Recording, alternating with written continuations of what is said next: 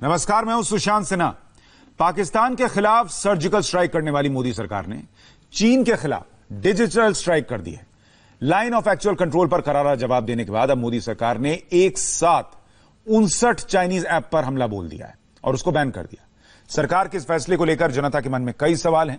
इस बैन से चीन को कितना नुकसान होगा, यह फैसला क्यों लेना पड़ा, चाइनीज ऐप हिंदुस्तान को कितना नुकसान पहुंचा रहे थे। एक्सपर्ट्स हमारे साथ जुड़ेंगे जो हमें इस बात पर समझाएंगे कि इन ऐप्स के बैन होने से चीन पर कितना असर पड़ेगा, आप पर कितना असर पड़ेगा और यह करना कैसे है। रिपोर्टर्स हमारे साथ जुड़ेंगे, सारे सवालों का जवाब हम आपको इस शो में देंगे, लेकिन पहले एक रिपोर्ट देखिए। टिकटॉक बंद, SHAREit block, UC browser पर ताला लग गया, UC news ban, Helo ban, Likee प्रतिबंधित, NewsDog ban, WeChat बंद, वी मीट प्रतिबंधित, वीबो ब्लॉक, जेंडर बंद, virus cleaner ban, YouCam makeup पर ताला लग गया, मी कम्युनिटी अब बंद, सीएम ब्राउजर्स ब्लॉक। मोदी की डिजिटल स्ट्राइक है। एक नहीं, दो नहीं, पूरे 59 चाइनीज ऐप मोदी सरकार ने एक झटके में बंद कर दिए। इनमें से कई ऐप जाने पहचाने हैं तो कई बिल्कुल अनजान, कई एंटरटेनमेंट ऐप हैं तो कई मोबाइल मैनेजमेंट ऐप। अब सब आपके मोबाइल फोन से सीधे कूड़ेदान में पहुंच गए हैं। यानी अब प्ले स्टोर या ऐप स्टोर से 59 प्रतिबंधित चाइनीज ऐप डाउनलोड नहीं किए जा सकेंगे। सरकार के इस बड़े फैसले से ड्रैगन का बड़ा डैमेज होगा। ये ऐप भारत में अरबों की कमाई करते हैं और पैसा चीन पहुंच जाता है। इसी पैसे से चीन भारत के खिलाफ सरहद पर साजिशें रचता है। लेकिन अब चीन की कमाई के जरिए पर मोदी सरकार ने प्रचंड प्रहार कर दिया है। ये ऐसी डिजिटल स्ट्राइक है जिस पर चीन कुछ बोल भी नहीं सकता, सिर्फ बिलबिला सकता है, कुढ़ सकता है, जल सकता है, क्योंकि चीन ने अपनी धरती पर विदेशी ऐप को पूरी तरह से बैन किया हुआ है। सिर्फ चीनी ऐप ही चीन में चलते हैं। वहाँ की जनता मेड इन चीन ऐप का ही इस्तेमाल कर सकती है। अब मोदी सरकार ने चीन की इस मनमर्जी को चुनौती दे डाली है। भारत स्मार्टफोन का दुनिया में दूसरा बड़ा बाजार है। इनमें से 70% से ज्यादा हिस्से पर चीन की कंपनियों का कब्जा है। आप इनके असर का अंदाजा इसी बात से लगा सकते हैं कि 2019 में भारत में 5.5 अरब घंटे से ज्यादा टिकटॉक वीडियो बने। ब्लॉक हुए 59 चाइनीज ऐप में TikTok, share it, Likee, UC browser जैसे पॉपुलर ऐप पर यूजर का डेटा हैक करने का शक था, जो बड़ा खतरा पैदा कर सकता था। सरकार ने ये कार्रवाई आईटी एक्ट की धारा 69A के तहत की है और कहा जा रहा है कि ऐप भारत की सुरक्षा और संप्रभुता के लिए खतरा बन गए थे। इन ऐप्स के जरिए चीन न केवल भारत से भारी मुनाफा कमा रहा था, बल्कि भारत की अर्थव्यवस्था में भी सेंध लगा रहा था। गृह मंत्री अमित शाह, वाणिज्य मंत्री पीयूष गोयल और विदेश मंत्री डॉक्टर एस जयशंकर के बीच मीटिंग के बाद सरकार ने चीन के खिलाफ इस कार्रवाई का ऐलान किया। भारतीय सरकार का निर्णय इन तमाम 59 चाइनीज ऐप को बैन करने का एक सही दिशा में सही कदम है। उसका कारण यह है कि आज जो चाइना कर रहा है वो कहीं ना कहीं भारत की प्रभुता, अखंडता या सुरक्षा को प्रभावित करने की कोशिश कर रहा है और इसका मुंह तोड़ जवाब सरकार ने दिया है। सबसे महत्वपूर्ण आघात अगर जो चीन के पास पहुंचेगा वो तब होगा जब ये ऐप्स जो कॉन्स्टेंटली भारतवासियों का डेटा एकत्रित करके चाइना भेजते रहते हैं, वो डेटा स्ट्रीम बंद हो जाएगी या रुक कर आएगी। चीनी ऐप्स पर बैन की 7 वजहें क्या हैं, वो भी देख लीजिए। पहली और अहम वजह, चाइनीज ऐप्स का देश की सुरक्षा, संप्रभुता और एकता के लिए खतरा बन जाना। दूसरी वजह, 130 करोड़ भारतीयों की प्राइवेसी और डेटा की सुरक्षा पर खतरा। तीसरी वजह, चीनी ऐप्स का गुपचुप और अवैध तरीके से भारतीय यूजर का डेटा चीन में मौजूद सर्वर पर भेजना। चौथी वजह, देश के डिफेंस सिस्टम पर खतरा। पांचवी वजह, कंप्यूटर इमरजेंसी रेस्पॉन्स टीम को डेटा चोरी की हजारों शिकायतें मिलना। छठी वजह, संसद से लेकर सड़क तक चाइनीज ऐप्स का विरोध। सातवीं वजह, इंडियन साइबर स्पेस के हितों की रक्षा।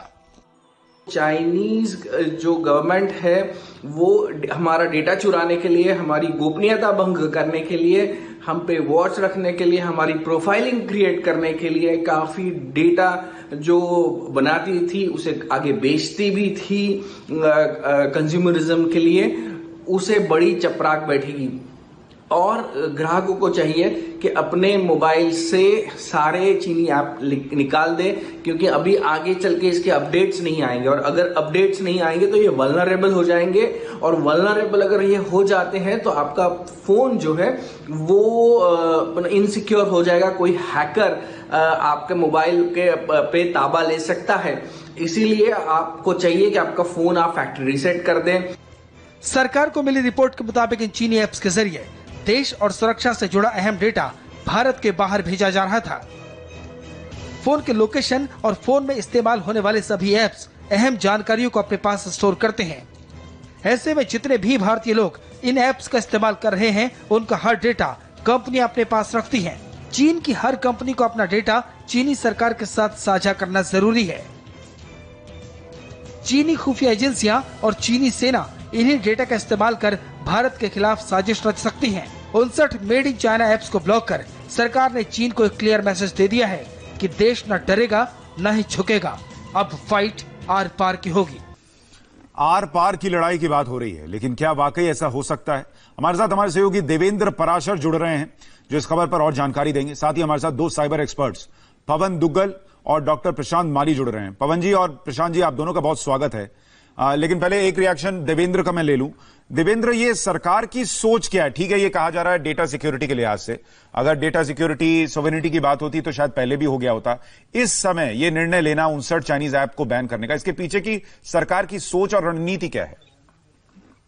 और देखिए, सबसे बड़ी बात उसमें यह है कि चाइना को ये मैसेज देना है, और चाइना के टॉप लेवल पे मैसेज देना है कि जिस बात वो कह रहे हैं कि सीमा पर जो तनाव है और चीन की तरफ से जो LAC के उसको बदलने की जो कोशिश की गई है, अगर उसमें अप्रैल के जैसे हालात नहीं हुए तो उस स्थिति में बार ये जो संदेश दे रहा है तो उसका न सिर्फ वहां पे बल्कि भारत और चीन के व्यापक संबंधों पर असर पड़ेगा।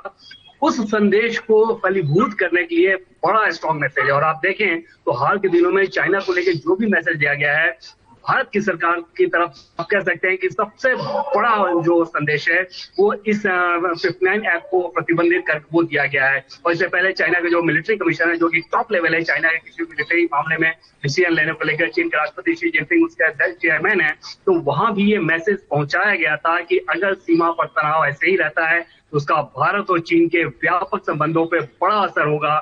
उस लिहाज से आप कह सकते हैं कि सरकार ने चाइना को ये संदेश देने की कोशिश की है कि जो वो कह रहे हैं वो एक्शन में भी दिखा रहे हैं। और निश्चित तौर पे अगर आप ऐप बेस्ड यूजर मार्केट के लिहाज से बात करें तो चीन के बाद भारत सबसे बड़ा मार्केट आप कह सकते हैं यूजर के हिसाब से, और वहां पर अगर चीन के 59 ऐप बंद होते हैं तो निश्चित तौर पे चीन के लिए एक बड़ा संदेश है। और ये सिर्फ एक शुरुआत है, आगे और भी बहुत कुछ हो सकता है, ये सरकार की तरफ से बताया जा रहा है। डॉक्टर माली, आपके हिसाब से सरकार का ये फैसला 59 चाइनीज ऐप को बैन करने का, क्या ये एक बड़ा कदम है? इसका इंपैक्ट दिखेगा और ये कैसे होगा? ऐप बैन हो गया, मेरे मोबाइल पर तो ऐप अभी भी है, तो ये कैसे करना है? लोगों को अभी समझ में नहीं आ रहा।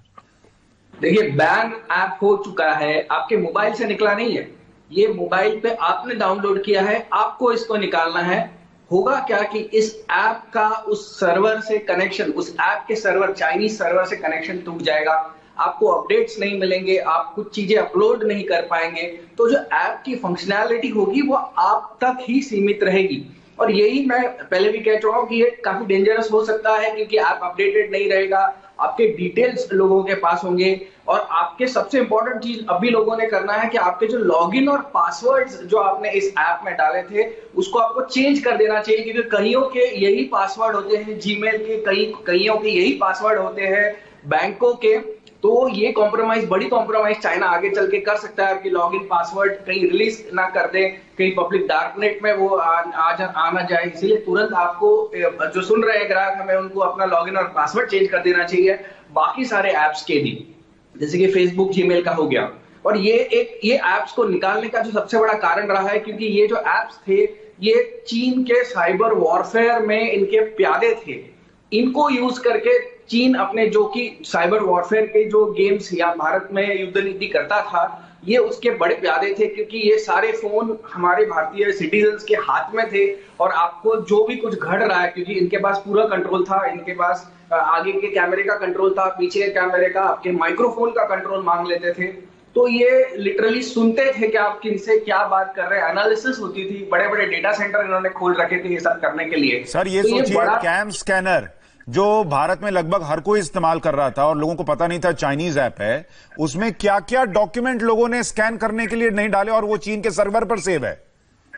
एग्जैक्टली तो अभी कोर्ट के डॉक्यूमेंट्स हैं, कोर्ट्स के जो लॉयर्स सबमिट करने के पहले उसे स्कैन कर जाते थे, सरकारी बाबू लोग हैं जो उस पर स्कैन कर जाते थे, वो चीन के सर्वर पे चले गए हैं। तो मेरा ये कहना है कि नुकसान पहले ही काफी हो चुका है।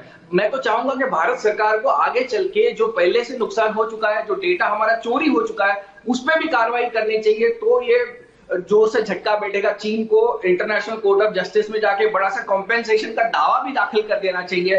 तभी ये चीन जो डेटा का चोरी करता है, खुद की साइबर बाउंड्रीज तो इन्होंने प्रोटेक्ट कर रखी है, लेकिन हमारी साइबर बाउंड्रीज और हमारी एक्चुअल बाउंड्रीज में भी इंट्रूड करते रहा है। तो हमारी साइबर बाउंड्रीज को प्रोटेक्ट करने के लिए जो हमने ये डिसीजन लिया है, मैं तो चाहूंगा कि इसको जाके और आगे ऑथेंटिकेट करना पड़ेगा, क्योंकि ये कोर्ट में डेफिनेटली जाएंगे और इसको आगे कुछ और ऑथेंटिकेट करने के लिए सरकार को चाहे ऑर्डिनेंस लाना पड़े और इसको ऑथेंटिकेट कर दे, क्योंकि सेक्शन 69A के तहत इन्होंने सिर्फ ऑर्डर निकाली है। अगर ये उसको और आके अच्छा पुख्ता तरीके से ऑथेंटिकेट नहीं करेंगे तो फिर चीन किसी वकीलों को लेके, वकीलों की फौज लेके हम जैसे फिर आने की कोशिश कर सकते हैं। लेकिन देखिए आपने एक बड़ी बात बताई, लोगों को समझ में आएगा कि इन एप्स के जरिए ये मानकर चलिए कि चीन का एक जासूस हर घर में बैठा हुआ था, वो आपका मोबाइल कंट्रोल कर रहा था, आपके कैमरे कंट्रोल कर रहा था, माइक्रोफोन से ये भी सुन सकता था कि आप क्या बात कर रहे हैं नहीं कर रहे हैं, और आपके डॉक्यूमेंट्स तो आप खुद ही उसको दे रहे थे, अपनी फोटो उसको दे रहे थे, सारी चीजें उसको खुद दे रहे थे। तो ये एक बहुत बड़ा कदम है, सिर्फ इस लिहाज से मत सोचिए कि ऐप बैन हो गया। पवन दुग्गल जी हमारे साथ जुड़ गए हैं। पवन जी, आपके हिसाब से ये कितना बड़ा फैसला है और इसका इंपैक्ट क्या पड़ने जा रहा है? देखिए, अत्यंत महत्वपूर्ण फैसला है। कुछ देर पहले आना चाहिए था, लेकिन कोई बात नहीं, जहां से जागे वहीं से सवेरा समझें। मुझे लगता है कि इस फैसले का असर चीन पर प्रेशर देने में एक रोल जरूर प्ले करेगा। लेकिन अगर आप सोचते हैं कि केवल एक इस तरह के कदम से ही सारी समस्याओं का समाधान होने वाला है, तो ऐसा नहीं होने वाला। भारत को अपनी प्रभुता संबंधी इंटरेस्ट साइबर स्पेस में संरक्षित करने के लिए और बहुत सारे कदम उठाने की आवश्यकता है, पहली बात। दूसरी बात, कहीं ना कहीं ये विभिन्न प्रकार के जो चाइनीज इक्विपमेंट्स हैं, कंप्यूटर्स हैं, डिवाइसेस हैं, जो सरकारी एजेंसीज में लगे हुए हैं, कैमरे लगे हुए हैं, उन तमाम सारे डिवाइसेस को आपको कहीं ना कहीं डिस्कनेक्ट करना पड़ेगा। और मैं तो चाहता हूं एक कदम और आगे भारत चले। बहुत सी चाइनीज कंपनीज अपनी कैपिटल इन्वेस्टमेंट इंडियन स्टार्टअप्स में कर चुकी है, और अगर सरकार एक मैसेज देना चाहती है तो जितनी भी चाइनीज इन्वेस्टमेंट है उसको फ्रीज कर सकती है, ये बताने के लिए कि साहब अगर आप दखलंदाजी मेरे देश के अंतर्गत करेंगे तो मैं उसको बिल्कुल नहीं सहूंगा। कहीं ना कहीं भारत को रियलाइज होना पड़ेगा कि ये कदम तो उठाने हैं, साथ ही साथ आपको अपनी इंटरनल होमवर्क भी करना है जो भी भारतवर्ष है। सर, लेकिन थोड़ा उस पर और चर्चा करूं उससे पहले एक बात समझाइए दर्शकों के लिए कि मैं टिकटॉक का एग्जांपल लेता हूं, क्योंकि टिकटॉक बहुत लोग यूज कर रहे थे और सब समझ में आएगा उनको। टिकटॉक बैन हो गया, अब इसका मतलब क्या है? क्या मेरे मोबाइल पर टिकटॉक नहीं चलेगा? क्या मैं वीडियो अपलोड नहीं कर पाऊंगा? क्या मुझे उसे डिलीट कर देना चाहिए? मेरे मोबाइल पर अगर रहेगा तो क्या ये कोई कानूनन जुर्म है? देखिए, सरकार ने सिर्फ कहा है कि ये ऐप बैन हो गई है और दिशा निर्देश दी है सर्विस प्रोवाइडर्स को कि इस ऐप को आप अवेलेबल ना करें। अगर आपके सिस्टम पे अभी है, डिवाइस पे है, तो अगले और कुछ घंटे चलेगा, उसके बाद ये चलना बंद हो जाएगा। मसलन आप उस ऐप को फिर भी इस्तेमाल तो कर सकते हैं, लेकिन आपको अपडेट्स नहीं मिलेंगे। बहुत से भारतवासी फिर भी चाहेंगे कि इस ऐप का इस्तेमाल करें, तो वो वर्चुअल प्राइवेट नेटवर्क्स का इस्तेमाल करेंगे। लेकिन मुझे लगता है कहीं ना कहीं लोगों को सेंसिटाइज करने की जरूरत है कि अगर आप इस ऐप्स का लगातार इस्तेमाल कर रहे हैं तो भारतीय हित में बात नहीं कर रहे हैं, और अधिकांश भारतवासियों को अगर ये बात समझ आ जाएगी तो ये ऐप्स इस्तेमाल नहीं करेंगे। वैसे भी ये ऐप्स जो हैं लीकिंग स्पाइज हैं, ये कॉन्स्टेंटली आपकी स्पाइंग कर रहे हैं 24/7 बेसिस पर, और कॉन्स्टेंटली जो भारत का डेटा है चीन भेज रहे हैं। अब होता क्या है, चीन में जाकर इस डेटा का संपूर्ण विश्लेषण होता है बिग डेटा द्वारा, आर्टिफिशियल इंटेलिजेंस द्वारा, और जब करोड़ों भारतवासियों का डेटा जाएगा तो भारत के बारे में बहुत ऐसे पहलू निकल कर आएंगे जिसका इस्तेमाल भारत के बरखिलाफ किया जा सकता है। तो कहीं ना कहीं ये डेटा वॉर है। भारत को अपनी साइबर सोवरेनिटी को संरक्षित करने के लिए और कदम उठाने पड़ेंगे, कानून नए लाने पड़ेंगे, कानूनी प्रावधान लाने पड़ेंगे, पॉलिसीज को इफेक्टिवली इंप्लीमेंट करना पड़ेगा, क्योंकि अगली लड़ाई जो है सिर्फ डेटा की लड़ाई है। और अभी फिलहाल अगर आप सोचते हैं कि चीन को बहुत असर पड़ने वाला है, पैसे को लेकर असर नहीं पड़ेगा, क्योंकि अधिकांश ये ऐप्स फ्री हैं। लेकिन हाँ, डेटा जो जाना बंद हो जाएगा उस पे उनके जो स्ट्रैटेजिक इंटरेस्ट हैं वो नकारात्मक रूप से प्रभावित हो सकते हैं। बहुत चीजें देखिए सर संदेश के लिहाज से इंपॉर्टेंट होती हैं। अब अगर यही तर्क लगा दिया जाता कि इससे चीन को क्या फर्क पड़ेगा, ये सोचिए अगर हम आजादी के पहले लगा देते कि अगर हम अंग्रेजों के सामान का बहिष्कार कर रहे हैं तो उससे क्या होगा, अंग्रेजों का सामान तो पूरी दुनिया में बिक रहा है, उन्होंने तो दुनिया में कंट्रोल कर रखा है, अगर हम उनका सामान जला देंगे तो उनको अंग्रेजों को थोड़ी कुछ फर्क पड़ना है, तो फिर शायद वो मैसेज जो उस वक्त गांधी जी ने दिया था वो भी नहीं जाता। डॉक्टर भारती आपके हिसाब से, डॉक्टर माली आपके हिसाब से क्या ये संदेश बहुत इंपॉर्टेंट है? बहुत ही जरूरी है ये हमारा पोस्टरिंग चाइना को बताना और पूरे वर्ल्ड को बताना कि हमारा जो साइबर स्पेस है, हमारा जो ब्लॉकिंग की पावर्स है, वो एक सॉवरेन राइट है। एक देश होने से हमारी जो राइट है वो एकदम मजबूती के स्तर तो हम इन्फोर्स कर सकते हैं और कोई भी आके ऐरा गैरा हमारी साइबर स्पेस में हमारा डेटा चोरी करके हम पे ही राज करने की कोशिश नहीं करना चाहिए।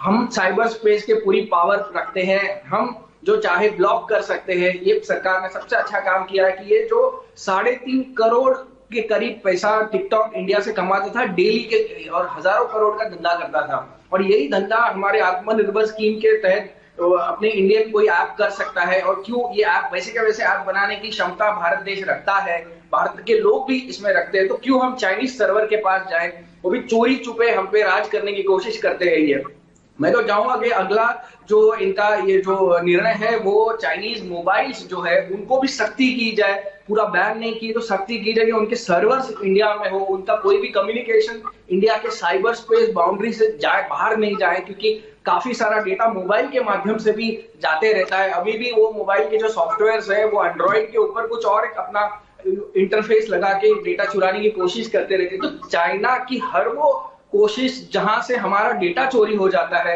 जहां से हमारी सिक्योरिटी और हमारी प्राइवेसी गोपनीयता कॉम्प्रोमाइज हो जाती है, उस सब को उधेड़ देना चाहिए। ये ऐप मैं तो कहूंगा ये सिर्फ पहली पहल है, और कहीं चाले और कहीं पहले करनी चाहिए सरकार को, ताकि जितना जो डेटा का फ्लो है हमारी साइबर बाउंड्री से चाइना की तरफ या फिर कहीं और जग में जहां चाइनीज सर्वर्स बैठे हैं उसको सारों को रोक देना चाहिए। ठीक है, देखिए इस पर देवेंद्र ज्यादा जानकारी दे पाएंगे। देवेंद्र, क्या सरकार जो डॉक्टर माली सुझाव दे रहे हैं उन पर विचार कर रही है, और अगर वाकई मान लीजिए चीन को नुकसान पहुंचाना था तो शायद आयात शुल्क सरकार बढ़ा सकती थी, जिसकी बात नितिन गडकरी भी कई वक्त से कह रहे हैं। ये डेटा वॉर गेम को चुनना, इन एप्स को बैन करना जिससे सीधा चीन की अर्थव्यवस्था पर कोई नुकसान ना पहुंचे, ये मैसेज देने के लिए यही विकल्प क्यों चुना गया? और देखिए श्रीराम, जैसा कि हम लोग पहले बात कर रहे थे कि ये आखिरी स्टेप नहीं है, ये एक स्टेप है। और इसमें जो सबसे बड़ी बात थी कि मैसेज तो देना ही था, साथ ही साथ जो सॉवरेनिटी और इंटीग्रिटी के खतरा जो बताया जा रहा था, ये कैसे डाटा प्राइवेसी का उल्लंघन हो रहा है, और कल को चाइना के साथ अगर साइबर वॉर की स्थिति होगी तो वहां पर हमारी स्थिति कितनी कमजोर हो जाएगी, क्योंकि आर्टिफिशियल इंटेलिजेंस के सहारे चीन इस मामले में बहुत ज्यादा घुसपैठ कर रहा था। और आप देखें तो जैसे ही लद्दाख पे सीमा पे समस्या खड़े हुई, चीन की तरफ से पिछले 1 महीने में बहुत ज्यादा साइबर अटैक के मामले सामने आए हैं। तो वैसी स्थिति में निश्चित तौर पे ये एक बड़ा फैसला था जो सरकार को लेना था। रह गई बात कि कॉमर्स एंड इंडस्ट्री के सेक्टर में, तो क्योंकि उस पर लगातार अध्ययन चल रहा है, और आप अभी नहीं पिछले 1.5 साल में आप देखें तो चाइना की तरफ से इंपोर्ट को हतोत्साहित करने के लिए सरकार ने बहुत सारे कदम उठाए हैं। लेकिन बहुत चीजें ऐसी भी हैं जो कि आप लाइट ऑफ और लाइट ऑन के अंदाज में वो फैसले नहीं ले सकते, उसके लिए आपको बहुत ज्यादा होमवर्क करना होता है, और सरकार उसका होमवर्क कर रही है। कॉमर्स एंड इंडस्ट्री मिनिस्ट्री ने बहुत सारे इंडस्ट्री के लोगों से इस बाबत पूछा है कि चीन से जो हम सस्ता आयात करते हैं क्या हम वहां पे प्रोड्यूस नहीं कर सकते, उसमें समस्या क्या आ रही है, कैसे पॉलिसी चेंज होनी चाहिए। इन सारी चीजों को लेकर भी सरकार का होमवर्क लगातार चल रहा है। लेकिन ये फैसला जो साइबर वर्ल्ड को लेकर लिया गया, ये भी अपने आप में एक बड़ा फैसला है और बेहद महत्वपूर्ण फैसला है। दूसरी चीज की आप देखें तो अगर इतने सारे ऐप को अगर बंद किए जा रहे हैं, और डाउनलोड के हिसाब से आप देख लें तो 600-700 मिलियन से ज्यादा डाउनलोड होता है इंडिया में, इन सारे ऐप को अगर हम मिला दे तो। लेकिन यहाँ पर जो इंडियन कंपनी है, आत्मनिर्भर भारत की बात प्रधानमंत्री मोदी करते हैं, उनके लिए ये स्पेस होगा कि भारत का इतना बड़ा बाजार है अगर स्मार्टफोन का, वहां पे इन सारे ऐप के मार्फत आप अपना डेवलप कर सकते हैं, उस बाजार में पैठ बना सकते हैं। यानी आप ये कह रहे हैं कि अभी ये शुरुआत हुई है और अभी ये टिकटॉक बैन हुआ है, लेकिन ये जो टिक टिक घड़ी चल रही है टाइम बॉम्ब की, वो आगे बढ़ रही है। अभी तो एक धमाका हुआ, अभी ऐसे और बहुत सारी चीजें चीन को झेलनी पड़ सकती हैं। इसको थोड़ा और समझेंगे। बहुत सारे लोग ये पूछ रहे हैं कि क्या भारतीय रोजगार पर भी असर पड़ेगा, उस पर भी थोड़ी चर्चा करेंगे। साथ ही क्या भारतीय बाजार में भारतीय कंपनियों के विकल्प मौजूद हैं इन ऐप्स को लेकर, उस पर भी एक्सपर्ट से बात करेंगे। एक छोटे से ब्रेक के बाद हम लौट। नरेंद्र मोदी सरकार ने बड़ा फैसला लिया है चीन की 59 ऐप्स को बैन करने का। TikTok, CamScanner, UC browser, beauty plus, ऐसे तमाम ऐप्स बैन कर दिए गए हैं। इन ऐप्स के बैन करने का असर क्या होगा, इसका आपके लिए क्या मतलब है, ये समझ रहे हैं हम। हमारे साथ साइबर एक्सपर्ट पवन दुग्गल और डॉक्टर प्रशांत माली जुड़े हुए हैं। हमारे सहयोगी देवेंद्र पराशर हमारे साथ लाइव हैं लगातार। और ब्रेक पर जाने से पहले जो चर्चा हुई, इसमें एक बात तो स्पष्ट हो गई कि चीन को कड़ा संदेश देने के लिए ये बहुत अहम फैसला है। इससे आपके लिए यह होगा कि आपके मोबाइल में वो ऐप रह सकते हैं, लेकिन उनके सर्वर से उनका कनेक्शन कट जाएगा, यानी आपको कोई अपडेट नहीं मिलेगा। आप वीडियो अपलोड करेंगे, डॉक्यूमेंट अपलोड करेंगे तो वो अपलोड नहीं होगा, और आपके इस ऐप के जरिए जो आप काम पहले करते थे वो अब नहीं कर पाएंगे। लेकिन ये ऐप्स कैसे आप पर नजर रख रहे थे, आपका कैमरा, आपके मोबाइल फोन के माइक्रोफोन, सबको इस्तेमाल करके आपका सारा डेटा, आप जो बातचीत करते हैं वो भी चीन तक पहुंच रहा था। इस बात को भी समझिए कितना इंपॉर्टेंट था। हमारे साथ तमाम एक्सपर्ट्स बने हुए हैं। डॉक्टर माली, एक बात और बताइए कि क्या ये जो ऐप्स बैन हुए, इनके विकल्प, भारतीय विकल्प बाजार में उपलब्ध हैं जो लोग इस्तेमाल कर सकते हैं? डेफिनेटली ये सारे विकल्प भारतवर्ष में उपलब्ध है। लोगों ने रेप्लिकेट जैसा ही ऐप्स है वैसे के वैसे ऐप्स भारतीय वर्जन में बनाए, कहीं और कंट्रीज के वर्जन में बनाए। आपको जो सुविधाजनक लगे, जो आपको मतलब यहाँ से लोग इससे पैसा कमाते थे, जो आपको अच्छा पैसा दे, आप उसको यूज कर सकते हैं। और जो ऐप्स में जहां नहीं बने होंगे वो भी तुरंत बन जाएंगे, क्योंकि लोगों ने बना के रखे, क्योंकि उनकी मार्केटिंग पावर नहीं है उनके पास, या उनको फैलाने की पावर उनके पास है नहीं। और एक चीज मैं बताना चाहूंगा इंपॉर्टेंट, कि कुछ लोग अभी यही ऐप को वीपीएन के द्वारा इसको यूज करने की कोशिश करेंगे, बिकॉज लोग रुकते नहीं है भारत में, ये कुछ ना कुछ राह ढूंढ लेती है। भारत सरकार को चाहिए कि जो वीपीएन के द्वारा इन सर्वर्स को कनेक्ट करने की कोशिश करेगा वर्चुअल प्राइवेट नेटवर्किंग के द्वारा, उन पे जो हमारा आईटी एक्ट है उसमें अनऑथराइज्ड एक्सेस की जो कलम लगे हुए हैं 43A रीड विद सेक्शन 66 के तहत एक्शन लेना भी बहुत जरूरी है। क्योंकि अगर आपने मेन रोड बंद कर दिया और आपने कहीं गली कूचे से इनको यही ऐप्स को एक्सेस करना चालू रखा, तो भी आप नेशनल सिक्योरिटी को खतरा पैदा कर सकते हैं। क्योंकि भारत ने ये डिसीजन, सबसे इंपॉर्टेंट है, जो हमारी स्वामित्व है या हमारी जो नेशनल सिक्योरिटी है उसको रख के मद्देनजर रखते हुए डिसीजन लिया है। तो आप मजे के लिए तो कोई लिया नहीं है। तो पूरे जो हमारे यूजर्स हैं, इंडियन जो मोबाइल यूजर्स हैं, उनको भी ये समझना चाहिए कि किसी भी तरीके से कोई भी लूप होल ढूंढ के इन एप्स को आप एक्सेस ना करें। तभी आप सच्चे इंडियन हैं, सब सच्चे सिटीजन हैं, और सच्चे तरफ से आप देश का जो हुक्म है उसका पालन करें। सही बात है, सरकार फैसला ले रही है, अगर हमारा आपका कंट्रीब्यूशन नहीं होगा तो वो फैसला आधा है। उस फैसले का जो मुकम्मल अंजाम तक पहुंचना है वो सफर आधा है, अगर हम और आप कंट्रीब्यूट नहीं कर रहे हैं, और वो करना होगा। दुग्गल साहब, एक बात बताइए कि अभी डॉक्टर माली कह रहे थे कि इन ऐप्स का विकल्प, भारतीय विकल्प भी मौजूद है या दूसरे देशों का विकल्प मौजूद है। लोग ये कैसे तलाशें कि मान लीजिए मुझे टिकटॉक अब बैन हो गया, मुझे दूसरा ऐप चाहिए जहां मैं वीडियोस डाल सकूं, वो कहां मिलेगा, कैसे मिलेगा? कैसे कैम स्कैनर का विकल्प ढूंढें, कैसे ब्यूटी प्लस का विकल्प ढूंढें? देखिए, आपको अलग अलग ऐप स्टोर्स पर जाना पड़ेगा, ढूंढना पड़ेगा इस तरह के और ऐप्स कहाँ हैं। और देखिए, मैं उम्मीद करता हूँ आज ही बहुत सारे और कंटेंट भी आ जाएगा जो खास तौर पर भारतीय ऐप्स को हाईलाइट करने की कोशिश करेगा, खास तौर पर वो ऐप्स जो इंडिजिनसली बनाए गए हैं। तो कहीं शोध करना पड़ेगा, और अगर आप 24 घंटे रुक जाइए तो बहुत सारी इंफॉर्मेशन ऑलरेडी पब्लिक डोमेन में आने वाली है, जो आपको इंडियन विकल्पों की जानकारी देगा और बताएगा कि वो किस तरीके से चाइनीज ऐप्स की तुलना में ज्यादा अच्छे हैं। कुछ व्हाट्सएप मैसेजेस आने भी लगे हैं सर कि ये बैन हुआ तो ये इस्तेमाल करो। देखिए, व्हाट्सएप एक यूनिवर्सिटी है और इसमें जब मोमेंट कुछ होता है तुरंत लोग चीजें डालने लगते हैं। तो मैंने कहा कुछ घंटे दे दीजिए, धीरे धीरे बहुत सारा कंटेंट आने वाला है। देखिए, इंटरनेट एक अथाह महासागर है और इसमें बहुत सारी जानकारी है। हम सिर्फ उसी जानकारी पे फोकस करते हैं जो सतह पर होती है। अब जब इस तरह की घटना घटित हुई है तो और जो ज्यादा लोकप्रिय ऐप्स नहीं है लेकिन जो मेरिटोरियसली ज्यादा अच्छे हैं या जिनकी तुलना अच्छी तरीके से की जा सकती है, उनके बारे में ज्यादा जानकारी आज ही आनी प्रारंभ हो जाएगी। अच्छा देवेंद्र, एक बात ये भी समझाइए दर्शकों को, सरकार ने मैसेजिंग के तौर पर ये कड़ा फैसला लिया, लेकिन कुछ लोग ये भी पूछ रहे हैं कि इससे जितना चीन को नुकसान नहीं है, उससे ज्यादा जो भारत में लोगों के रोजगार थे या जो लोग इससे जुड़े हुए थे उनको नुकसान हो सकता है? क्या सरकार ने इन बातों का भी ख्याल रखा और कितना इंपैक्ट उस पर पड़ सकता है? निश्चित तौर पर ग्रुप ऑफ मिनिस्टर्स की जो बैठक हुई थी उसमें सारे मुद्दों पर चर्चा हुई थी और कल जिसमें अमित शाह, जयशंकर और पीयूष गोयल बैठे हुए थे। और आप अगर जैसे सिर्फ टिकटॉक की बात कर रहे हैं तो सिर्फ टिकटॉक में भारत में लगभग 1000 के आसपास उसमें लोग थे जो कि इनके इंडिया ऑफिस में काम कर रहे थे। तो निश्चित तौर पर तात्कालिक तौर पर देखें तो आपको वहाँ समस्या दिखेगी, लेकिन ये वैसे ही है जैसे आप पीपीई किट की बात कर रहे हैं। तो चीन से जब हमने पीपीई की खराब क्वालिटी चलते वहां से आयात बंद किया और आज उस समय भारत कोई पीपीई किट प्रोड्यूस नहीं करता था और आज भारत की स्थिति है कि दुनिया में सेकेंड लार्जेस्ट है पीपीई किट का प्रोड्यूसर। तो वही स्थिति इन ऐप के मार्फत भी हो सकती है। आप देखें तो भारत के जो साइबर एक्सपर्ट हैं, जो IT एक्सपर्ट हैं, वो पूरी दुनिया में डंका पीटते हैं अपने क्वालिटी के बल पर। तो ऐसा नहीं है कि वो इन सारी चीजों को यहाँ पे अकोमोडेट नहीं कर सकते। और सरकार का यह मानना है कि जो आत्मनिर्भर भारत की बात वो कहती है, इस फैसले से भी ऐप के बाजार में भी यहाँ पर वो स्थिति अगले कुछ महीनों के अंदर ही दिखनी शुरू हो जाएगी।